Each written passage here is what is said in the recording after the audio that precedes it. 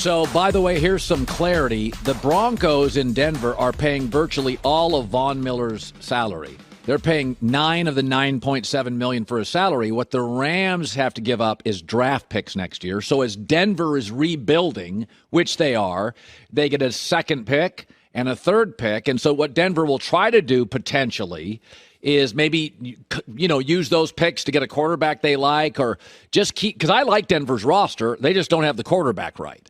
So maybe they can couple all those picks and go get a quarterback on the market if somebody is available on the market.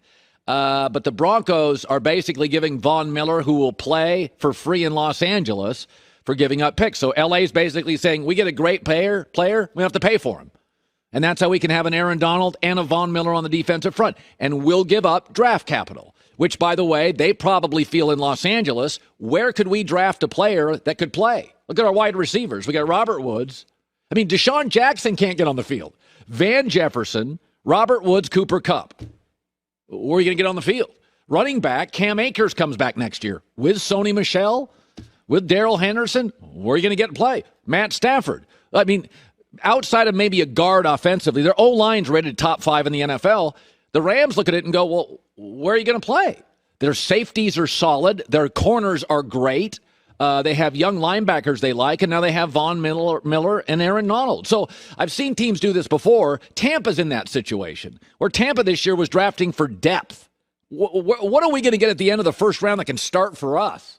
Because they don't have a bad unit. Now, their secondary's a little thin, but I think the Rams look at it and think, okay, if Andrew Whitworth comes back to play next year, and at this point there's no reason not to because he makes good money, he's a team leader, they like him, they don't make him practice, essentially. I watched their practice report. He doesn't practice much anymore.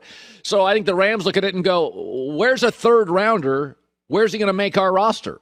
And so once the Goff money comes off the books eventually, they're like, yeah, if we have to make a trade on somebody, we will. But they've done a good job to draft good players in the second, third, fourth, and fifth round. So Rams are like, yeah, we get Von Miller for free. It's my favorite way for a good team to run their business. If you are a team that is truly, not you think you are, but you're truly a Super Bowl contender, you should not be hoarding draft picks. Yes. Like, you should have some, obviously. Don't give them all away.